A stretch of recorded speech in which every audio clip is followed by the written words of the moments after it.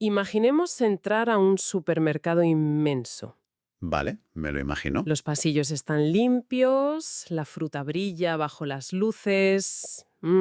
Hay estantes repletos de carne, de cereales, lácteos. Lo normal, vamos. Exacto.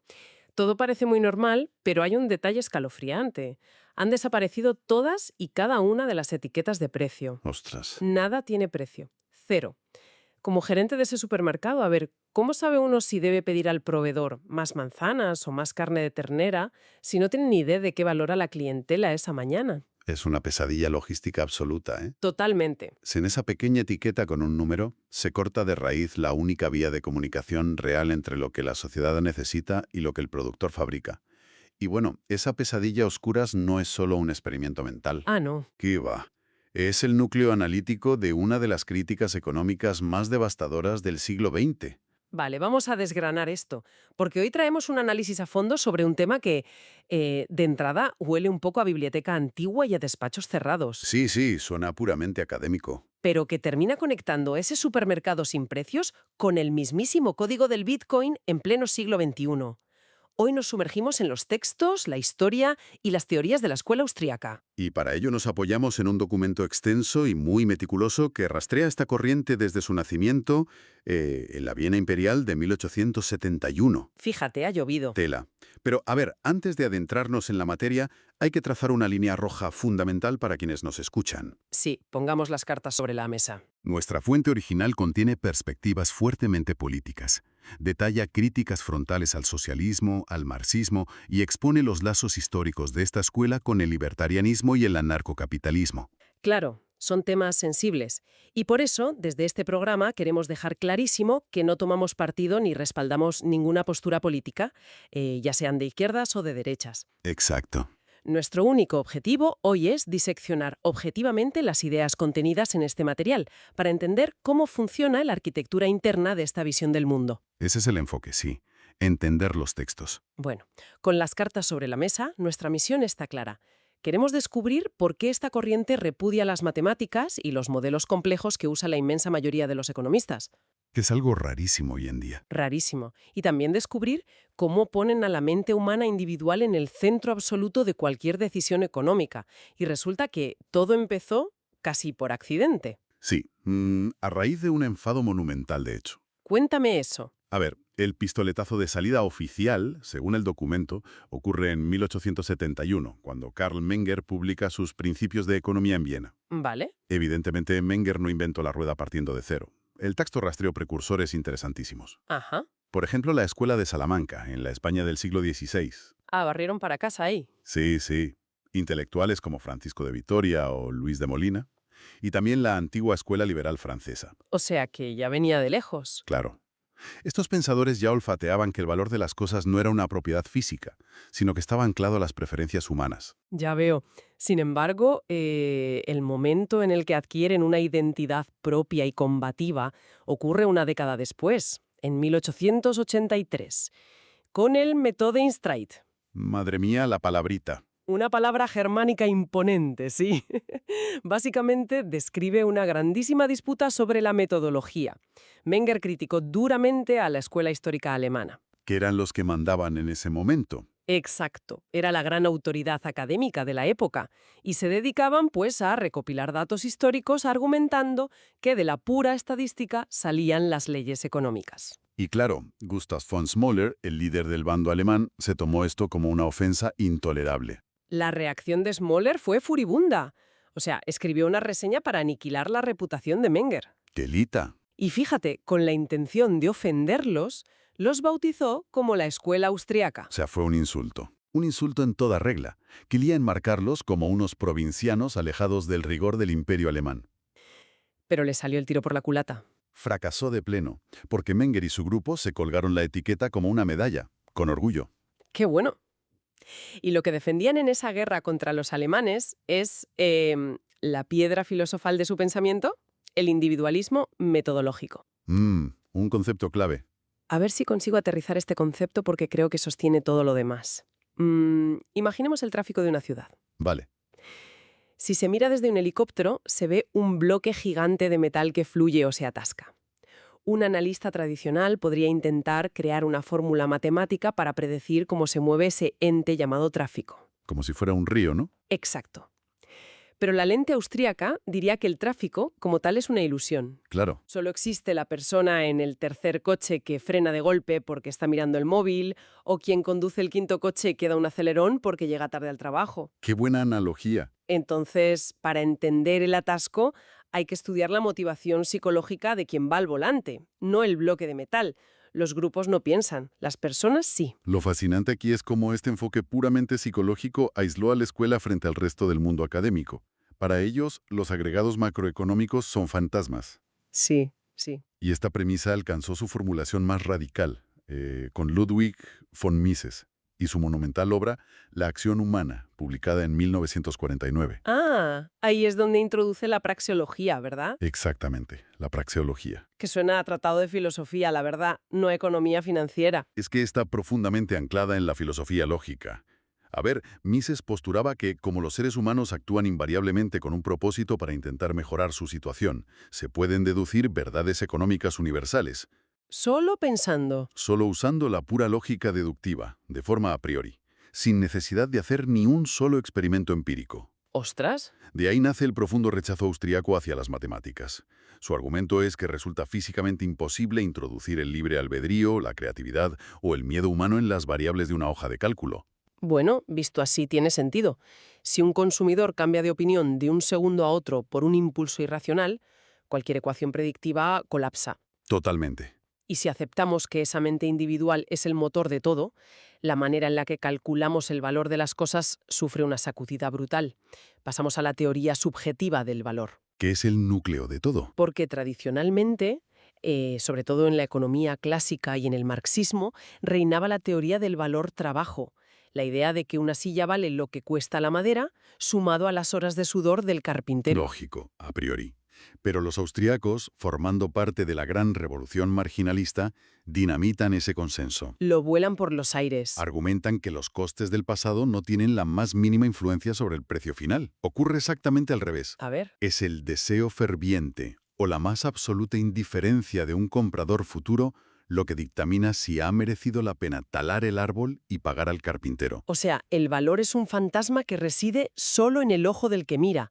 Y además se decide en el margen, en la última unidad. Exacto, el marginalismo. El clásico ejemplo, ineludible. Ya. Si alguien se pierde en el desierto, el primer vaso de agua tiene un valor infinito. Te salva la vida. Pero para esa misma persona, el vaso número 50, cuando ya está completamente hidratada, carece de valor. Ya no vale nada. Ahora, leyendo a fondo las fuentes, encontré un matiz un poco espinoso. A ver, cuenta. Se le otorga a Menger gran parte de la gloria por esta visión subjetiva. Pero el texto subraya que John Stuart Mill ya usaba el término valor de uso allá por 1848, en sus principios de economía política. Sí. Entonces yo me pregunto, ¿fueron los austríacos realmente los primeros? ¿O simplemente se apropiaron de la idea? Es una lectura muy incisiva.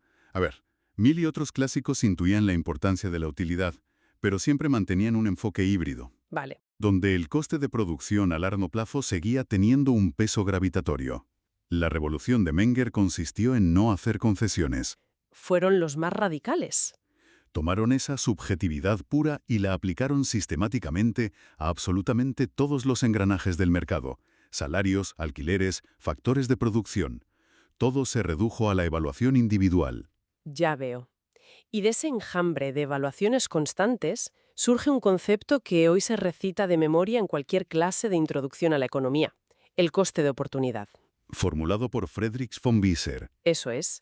Él planteó que el verdadero coste de cualquier cosa jamás es el dinero que sale de la cartera, sino el inmenso valor inmaterial de la mejor alternativa a la que se ha decidido renunciar. Claro. Por ejemplo, si alguien decide invertir una hora de su vida en escuchar este análisis a fondo, su coste de oportunidad es la película que no está viendo o el proyecto que no está terminando. Y ese principio abstracto cobra una fisicalidad tremenda cuando Eugen von Bauwerk lo cruza con el concepto del tiempo. El tiempo lo cambia todo. Introduce la preferencia temporal. Por un impulso puramente evolutivo, El ser humano prefiere consumir un bien hoy antes que dentro de 5 años. Lógico, lo quiero ya. Por lo tanto, para convencer a alguien de que ahorre sus recursos y los preste para procesos industriales largos, lo que von Bauer llamaba rodeos en la producción, Sí. hay que ofrecerle una compensación ineludible. El tipo de interés no es una fuerza mística del capital multiplicándose solo, es sencillamente el precio humano de la espera. El coste de oportunidad temporal. Fíjate que a la gente le pasa esto a diario sin saber que están aplicando teoría austríaca pura. Totalmente. Y aquí es donde las piezas del rompecabezas empiezan a chocar de forma violenta con la política del mundo real. Aquí es donde la cosa se pone realmente interesante. Ya te digo, si el valor es puramente subjetivo, escondido en millones de mentes distintas, con costes de oportunidad invisibles, ¿qué ocurre cuando un gobierno decide borrar ese caos organizativo y centralizar la economía desde un despacho ministerial? Volvemos de golpe al supermercado del principio. El supermercado inmenso donde han desaparecido todas las etiquetas de precio. Esa ceguera autoimpuesta ilustra el célebre problema del cálculo económico, desarrollado por Mises en 1920 y ampliado magistralmente por Hayek. En su famoso libro Camino de servidumbre, ¿no? Exacto. Hay que situarse en la atmósfera opresiva de los años 20 y 30, cuando medio mundo observaba la planificación soviética. Sí, y se debatía si un control estatal milimétrico superaría la anarquía del mercado libre. Yo intento ponerme genuinamente en los zapatos de un planificador central bien intencionado. A ver, Si el Estado asume la propiedad total de las fábricas de acero, las minas de carbón y los campos de trigo, la lógica más básica sugeriría que el sistema es más eficiente. sobre el papel, claro. Simplemente se elabora un inventario gigante que cruce la cantidad de hierro disponible con la cantidad de tractores necesarios. ¿Por qué se derrumba ese modelo de inventario, según Mises? Pues se derrumba porque un inventario físico no mide el valor relativo. Mises argumentó de forma demoledora que en un sistema socialista donde el Estado es el propietario único, desaparece la compra-venta genuina. Claro, no hay intercambio real. Si una fábrica de acero no le compra el carbón a una mina compitiendo con otros, no hay fricción de mercado. Y sin esa fricción jamás nace un precio. Cortas la lengua al mercado y dejas a todo el país incomunicado. Y si conectamos esto con el panorama general de la época, esta no fue solo una teoría de salón. Para nada. Fue el núcleo del intenso debate sobre el cálculo socialista en esas décadas. La aportación de Hayek terminó de clavar la teoría. Sí. Hayek argumentó que los precios no son números caprichosos que un ministro pueda dictar. Son el lenguaje de la economía. Una red de telecomunicaciones hipereficiente. Un simple céntimo de subida en el precio del cobre condensa la información de una huelga en Chile, un descubrimiento en Japón y un cambio de modas en Europa. Es brutal. Información dispersa. Es literalmente imposible.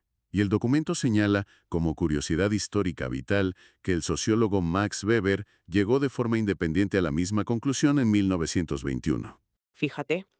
Bueno, pues si alterar un precio es como interferir la radio de la economía, tenemos que mirar con lupa la herramienta con la que se transmiten esas señales, el dinero. La cinta métrica. Exacto.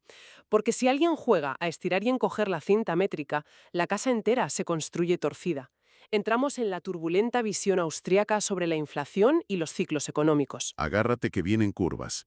Hoy en día, si preguntas en la calle, la inflación se define sencillamente como el encarecimiento continuo del coste de la vida. Las cosas están más caras. Mises consideraría esa definición un error categórico absoluto. Para la tradición austríaca, decir que la inflación es la subida de precios es confundir trágicamente el síntoma con la enfermedad. El documento incide muchísimo en esto. Ellos definen la inflación única y exclusivamente como el aumento de la oferta monetaria. Imprimir más billetes, vamos. La impresora funcionando a destajo. Que los precios estén altos es solo la consecuencia de haber inundado la economía de dinero. Claro.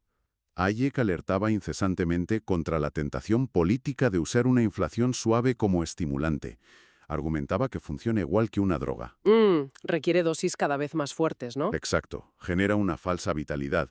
Acaba requiriendo acelerarse y deja adaptaciones retrasadas en toda la estructura. Y ese rastro de destrucción es la semilla de la teoría austríaca del ciclo económico. Es su explicación de por qué sufrimos periodos de euforia inversora seguidos de colapsos repentinos. Para ellos, el villano tiene nombre y apellidos: los bancos centrales. Vamos a desmenuzar la mecánica de esta trampa. La teoría postula que cuando los bancos centrales bajan los tipos de interés artificialmente, están enviando una señal falsa a los empresarios. Una ilusión óptica. Veamos. En condiciones normales, un tipo de interés bajo refleja que hay ahorro real en el sistema, ¿cierto? Efectivamente, si el interés es bajo de forma natural, significa que la gente ha ahorrado recursos, y esa señal le dice al promotor inmobiliario que hay recursos de sobra para construir una ciudad nueva. Pero si ese dinero barato se lo ha inventado el Banco Central pulsando un botón, el empresario se embarca en proyectos insostenibles creyendo que hay recursos que en realidad no existen. Esa es la letalidad de las malas inversiones, el mal investment. Mal investment, sí. Se desata un auge artificial, el famoso boom, y todo parece prosperidad. Pero cuando la realidad aprieta, los costes se disparan y las empresas colapsan. Llega la recesión, el bust. Como lo formuló el economista austríaco Fritz Machlup, los factores monetarios causan el ciclo, pero los fenómenos reales lo constituyen. Brillante frase. Pero, llegados a esta ruina, me veo obligada a cuestionar esto de frente, a chocar con el keynesianismo imperante. Adelante, ponme a prueba. La escuela austríaca parece decir que el gobierno debe apartarse por completo. Ni tocarlo. Y afirman que intentar afinar la oferta monetaria fue exactamente lo que causó el problema. Es una medicina muy amarga. Para ellos, la recesión no es la enfermedad, es el proceso de sanación. Es el mercado liquidando proyectos insostenibles. Madre mía. Por ello, la solución austríaca, radical, es dejar el dinero al mercado libre o usar un patrón oro, quitando absolutamente todo el poder a los bancos centrales. Una crudeza implacable. Y claro, podría parecer que la escuela es un bloque sólido y uniforme, pero cuando estas teorías chocaron con la modernidad económica, se produjo un cisma profundo, una familia dividida. Se montó una guerra académica interna monumental a mediados del siglo XX. El texto narra cómo Fritz Machlup recordaba que las enseñanzas fundamentales, como el coste de oportunidad, fueron absorbidas por la corriente principal. Sí, se las quedaron los demás. Pero la escuela austríaca fue marginada brutalmente por rechazar la construcción de modelos matemáticos. Sobrevivieron confinados en pequeños reductos. Parecían destinados al olvido. Hasta que llegó el renacer en los años 70. En 1974, Friedrich Hayek comparte el Premio Nobel de Economía. Ese chispazo de gloria devolvió los focos a la escuela. Pero lejos de unirlos, el Nobel fue el detonante de la división. Las fuentes dibujan dos facciones irreconciliables. Dos trincheras clarísimas. Por un lado, la rama purista, heredera de Mises, capitaneada por Murray Rothbard y Hans Hermann Hoppe, desde el Instituto Mises. Los más radicales. Para ellos, la metodología empírica neoclásica está irremediablemente viciada y asocian estrechamente la escuela con el libertarismo estricto. Rozando el anarcocapitalismo en muchos casos. Sí, y en la trinchera opuesta, la rama afín a Hayek, afincada en instituciones como la Universidad George Mason y el Instituto Cato. Que son más pragmáticos. Ellos aceptan gran parte de la metodología matemática moderna y toleran cierta intervención gubernamental. Y claro, esto plantea una pregunta importante sobre el tono del debate, porque la temperatura alcanzó niveles inauditos. Se tiraron los trastos a la cabeza, literalmente. Totalmente. Los discípulos de Mises llegaron a tachar a los seguidores de Hayek de vulgares empiristas británicos. El insulto definitivo entre economistas, por lo visto. Básicamente les decían que habían vendido su alma lógica a cambio de respetabilidad. Aunque el texto menciona intentos de tregua alrededor de 2011 por parte de gente como Robert P. Murphy. Pero la duda queda ahí. ¿Puede una escuela de economía sobrevivir en el mundo moderno sin adaptarse al lenguaje de las matemáticas que usan todos los demás ministerios y bancos? Esa es la gran falla tectónica. Afortunadamente hubo economistas que intentaron tender puentes.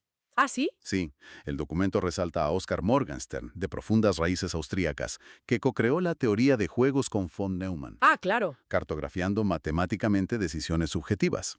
O economistas como Stephen Horwitz, demostrando que la macroeconomía austríaca sí puede expresarse con modelos, aunque los puristas lo rechacen. Así que tenemos una escuela marginada, alérgica a las mates y dividida internamente. Todo apuntaba a un final discreto en los libros de historia. Eso parecía. Y de pronto, en el siglo XXI, encuentran una aplicación inesperada en el mundo digital. El oro digital. Las ideas de la vieja Viena resucitan en el código del Bitcoin y las criptomonedas. Es un giro de guión fascinante. La afinidad entre los principios austríacos y el Bitcoin es asombrosa. Descentralización, dinero sólido, soberanía individual, resistencia al dinero fiduciario. Parecen programados leyendo a Mises. Exacto. Es la idea materializada del escape hayekiano. Frente al monopolio de la moneda del gobierno en tiempos de inflación, la tecnología otorga una vía de evacuación. Entonces, ¿qué significa todo esto en la práctica? Me resulta fascinante que teorías del Imperio Austrohúngaro del siglo XIX sean el marco teórico de foros de criptografía en Internet. Es que encaja a la perfección. Y para ilustrar esto, el documento cita un ejemplo que usan autores como Saifedean Ammous y Nick Szabo, las piedras Rai de la isla de Yap. Esta anécdota me voló la cabeza. Es brillante. En esta isla del Pacífico, la moneda eran enormes discos de piedra. Y funcionaban como dinero sólido porque era increíblemente difícil conseguir nuevas. Había que viajar en canoa, picar la roca, traerla, jugándose la vida. Ese coste humano impedía inflar la moneda. Exactamente, hasta que llegaron los colonos occidentales, con herramientas de hierro y barcos grandes. Y reventaron el sistema. Trajeron piedras fácilmente, inundaron la isla e inflaron y devaluaron la moneda local por completo. ¡Madre mía! Ammous argumenta que el tope algorítmico de 21 millones de bitcoins previene precisamente esto. Evita que un colono o un banco central devalúe tu ahorro. Pero hay una contradicción interna aquí que el texto no oculta. El teorema de regresión. Exacto. Bitcoin desafía el teorema de regresión de Mises. Totalmente. Él decía que el dinero debe originarse obligatoriamente de una mercancía con valor de uso previo, como el oro que servía para joyería. Sí. Pero Bitcoin es puramente inmaterial, no sirve de adorno. Rompe el dogma austriaco desde dentro, pero al hacerlo subraya el triunfo de una idea austriaca aún mayor, el orden espontáneo. Explícame eso. Nadie planeó el Bitcoin desde un banco central. Emergió de las acciones individuales para resolver un problema de confianza. El mercado ha demostrado que la escasez digital y la confianza son suficientes. Es la validación definitiva de la lente austriaca. Fíjate qué viaje. Vamos a hacer un rápido repaso de este extenso análisis para quien nos escucha. Me parece bien. Hemos partido de disputas en la vieja Viena, pasando por la importancia radical de la elección individual, el coste de oportunidad, la teoría del valor subjetivo. Hemos tocado las duras advertencias sobre la planificación central y los peligros de la inflación provocada por los bancos centrales. Y hemos terminado viendo cómo, a pesar de sus intensas disputas internas, estos ideales han resucitado en el código de las criptomonedas. Así es. Y para la audiencia, es importante entender por qué esto importa en su día a día. Cada vez que deciden comprar algo basándose en lo que valoran personalmente, renuncian a otra cosa y asumen un coste de oportunidad. O cada vez que sufren el aumento del coste de la vida en el supermercado por la inflación. Exacto. Están viviendo en primera persona fenómenos que la escuela austríaca analizó hace más de un siglo. Fenómenos cotidianos. Pero antes de irnos, quiero dejar una última reflexión en el aire. Un pensamiento un poco inquietante, para que quienes nos escuchan lo mediten por su cuenta. A ver, sorpréndeme. Si la escuela austríaca basa absolutamente toda su teoría en la acción humana, que es irracional, creativa y puramente subjetiva, Sí. ¿qué ocurrirá con nuestra economía a medida que más y más decisiones de fijación de precios y compraventa queden automatizadas y en manos de la inteligencia artificial? Uf, qué gran pregunta. ¿Podría una IA alguna vez tener preferencias subjetivas? O, y esto es lo más fuerte, ¿acabará la tecnología resolviendo finalmente el problema del cálculo económico que Mises y Hayek consideraban completamente imposible para un planificador central? ¡Ostras! Si la IA se convierte en el planificador perfecto. Ahí lo dejo. Muchísimas gracias por acompañarnos en este inmenso recorrido por el valor, el dinero y la mente humana. Ha sido un placer. Mantener la curiosidad intacta. Nos escuchamos en la próxima Inmersión Profunda.